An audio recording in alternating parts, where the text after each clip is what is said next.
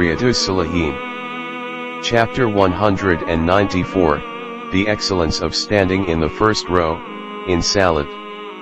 Jabir bin Samurah, may Allah be pleased with them, reported, the Messenger of Allah peace be upon him came out to us, once, and said, "Why do you not stand in rows as the angels do before their Rabb?" We asked, O Messenger of Allah, how do the angels stand in rows before their Rabb? He peace be upon him replied, they complete each row beginning with the first and filling all the gaps. Reported in Sahih Muslim. Commentary, Taraz means to stand in the style of a wall, each brick of which is interlocked with another so much so that there is not even the slightest gap between two of its bricks. When people array themselves for Salat, they should keep their feet and shoulders so close with one another on their left and right, that there is no gap or space between them. Moreover, the front rows should be completed first. One should never take place in the second row if there is place in the first. Similarly, one should never take place in the third row if there is room in the second line. And so on and so forth. Abu Hurairah, may Allah be pleased with him, reported, the Messenger of Allah peace be upon him said, if people came to know the blessing of calling Adhan, and the standing in the first row, they could do nothing but would draw lots to secure these privileges. Reported in Sahih al-Bukhari and Muslim. Commentary, this hadith has already been mentioned. It is repeated here to emphasize the merits of getting a place in the first row for Salat which is offered in congregation. Abu Hurairah, may Allah be pleased with him, reported, the Messenger of Allah peace be upon him said, the best of the men's rows, in Salat, is the first row and the worst is the last, but the best of the woman's row is the last and the worst of their rows is the first. Reported in Sahih Muslim. Commentary, Islam has strongly condemned the association of men and women, and enjoined women to keep away from mixing with men and observe hijab, veil. The merit and demerit of place, in the rows in prayer, mentioned in this hadith is with reference to this background because in the days of the Prophet peace be upon him, women used to perform Salat in the Prophet's mosque and their rows were at the end of the gathering. There was no gallery nor a separate section for them. Thus, for men the best place for performing Salat in congregation is the first row because it is farthest from women. The best place for women in Salat in congregation is the last row because it is farthest from men. On the contrary, the last row of men was near the first row of women, and for this reason it was regarded as the worst one. Every row of the people performing Salat is good but due to the reason just mentioned, the first row of men and the last row of women are more meritorious, while the last row of men and the first row of women have a lesser merit. Abu Sa'id al-Khudri, may Allah be pleased with him, reported, when the Messenger of Allah peace be upon him perceived a tendency among his companions to stand in the back rows, he said to them, come forward and be close to me and let those who come after you, follow your lead. If people continue to fall behind, i.e., in acquiring virtues, Allah puts them behind. Reported in Sahih Muslim. Commentary, in the context of the chapter, this hadith tells us that the Prophet peace be upon him disliked those who occupied a place in the rear rows in Salat offered in congregation, and exhorted people to find a place in the front rows for the reason that by virtue of that place they could closely observe his manner of offering Salat and emulate him, while people in the rear rows could emulate those who were in front of them. In this connection, he used a sentence which has become very common, and can also apply to other matters besides Salat. One should not lag behind in the acquisition of knowledge and practice, and in matters of merit and honor because those who lag behind in such matters are also pushed back by Allah, while those who strive hard to acquire merit and honor are helped by Allah, and He makes their way convenient.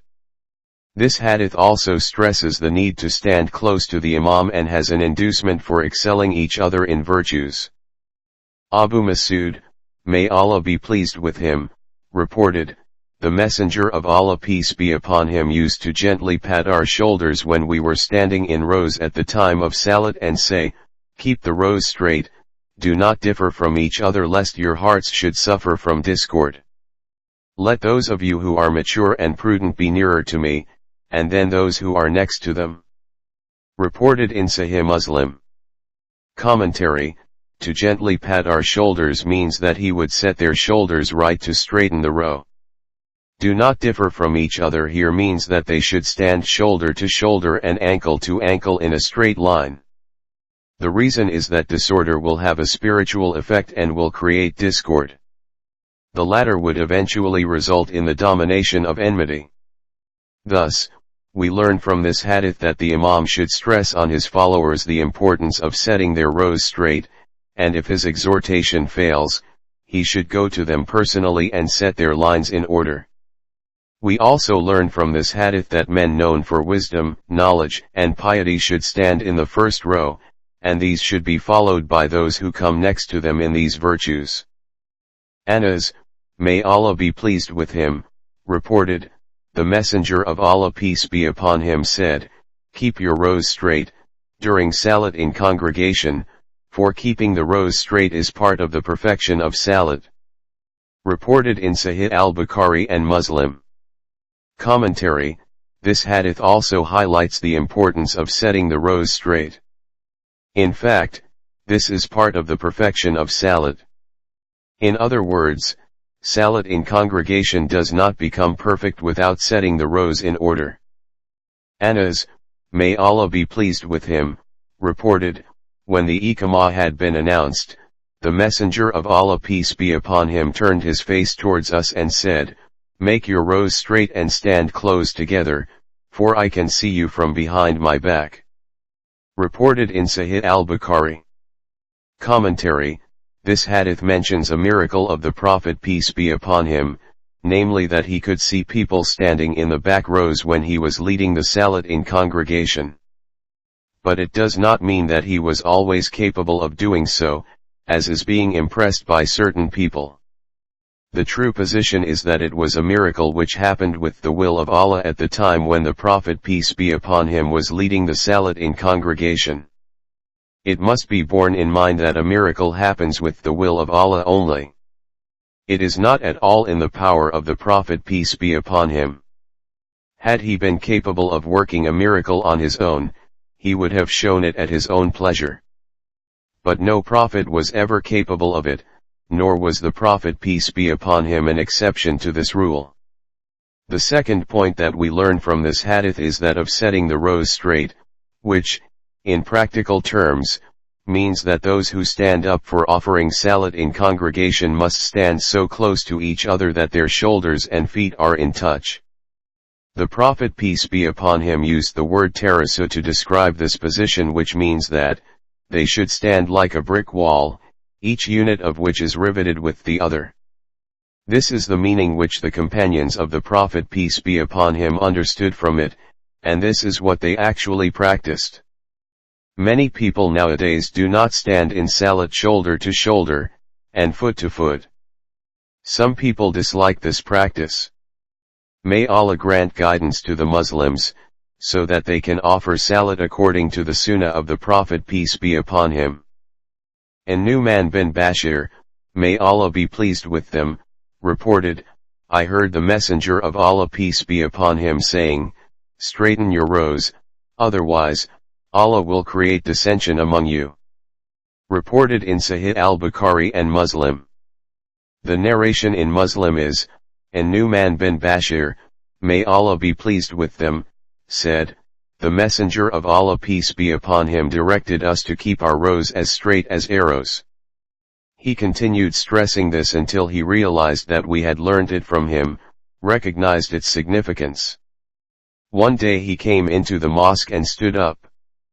He was just about to say Takbir, Allah is greater, when he noticed a man whose chest was projected from the row, so he said, O slaves of Allah, you must straighten your rows or Allah will certainly put your faces in opposite directions. Commentary, this hadith has been mentioned earlier, and is repeated here for its being germane to this chapter. Put your faces in opposite directions signifies that Allah will create enmity in you, which will create dissension rather than unity, weakness rather than strength and power, and the Muslims will then be overwhelmed with the fear and terror of their enemies. This phrase can also have a literal meaning, that is, in consequence of confusion in your ranks, Allah will turn your face towards the napes of your necks and distort them. May Allah save the Muslims from both these punishments. Al-Bara bin Azib, may Allah be pleased with them, reported, the Messenger of Allah peace be upon him used to pass between the rows from one end to the other, touching our chest and shoulders, i.e., arranging the rows, in line and saying, do not be out of line, otherwise your hearts will be in disagreement. He would add, Allah and His angels invoke blessings upon the first rows. Reported in Abu Dawud. Ibn Umar, may Allah be pleased with them, reported, the Messenger of Allah peace be upon him said, arrange the rows in order, stand shoulder to shoulder, close the gaps, be accommodating to your brothers, and do not leave gaps for Satan. Whoever joins up a row, he will be joined to Allah, to the mercy of Allah, and whoever cuts off a row, he will be cut off from Allah, from His mercy. Reported in Abu Dawud. Commentary, this hadith also tells us about the straightening of rows. Here the phrase be accommodating to your brothers means that one must cooperate with him who tries to set the rows in order, and rather than feeling annoyance on his action, one should happily set the rows right according to his instructions. This hadith tells us that leaving gaps in rows amounts to leaving space for Satan to get in them. To join rows means that no space should be left between the two persons who stand in a line. Similarly, a second row should not be started without completing the first one. To break a row means to leave space in it or start the second row without completing the first. Break him and join him can be the words of prayer as well as imprecation, for what they mean is may Allah join him or break him. This is a prayer from the Prophet peace be upon him for the person who straightens the rows as well as an imprecation for the one who breaks the rows. Anas, may Allah be pleased with him, reported, the Messenger of Allah peace be upon him said, stand close together in your rows, keep nearer to one another, and put your necks in line, for by him in whose hands my soul is, I see the Satan entering through the opening in the row like al-hadhaf, a type of small black sheep found in Yemen. Reported in Abu Dawud. Commentary, this hadith stresses that the rows made for Salat should not only be integrated like a solid wall, but be set vertically close to each other also. This means that there should not be much space between the two rows. The maximum space allowed for it is 3 spans. Space in excess of this is disapproved, and takes away the merit of offering Salat in congregation. This formula does not apply to the rows of women because a larger distance between the rows of men and women is more meritorious. Ibn Allen. Put your necks in line here means to stand shoulder to shoulder, a point which has already been stressed. Viewing Satan secretly entering into the space left in the rows can be correct literally as well as technically. In the former case, it is a miracle of the Prophet peace be upon him, while in the latter it is wahi, revelation. Almighty Allah informed him that Satan enters the rows of the people offering prayers through the spaces left by them in their rows. Satan is pleased to see these gaps as they make his task of creating doubts in the minds of worshippers easy. Anas, may Allah be pleased with him, reported, the Messenger of Allah peace be upon him said, complete the first row, then the one next to it, and if there is any deficiency, incompleteness, it should be in the last row. Reported in Abu Dawud. Commentary, this hadith tells us that completion of rows in their sequence is essential, that is to say, first of all the first row should be completed, then the second, then the third, and so on and so forth. The last row may be left incomplete if it is short of a full row. Aisha, may Allah be pleased with her, reported, the Messenger of Allah peace be upon him said, Allah and his angels invoke blessings upon those who are on the right side of the rows. Reported in Abu Dawud. Al-Bara, may Allah be pleased with him, reported, whenever we performed Salat behind the Messenger of Allah peace be upon him, we liked to be on his right side so that his face might turn towards us, at the end of the Salat.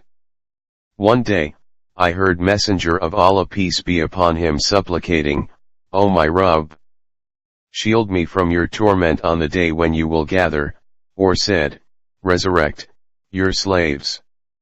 Reported in Sahih Muslim.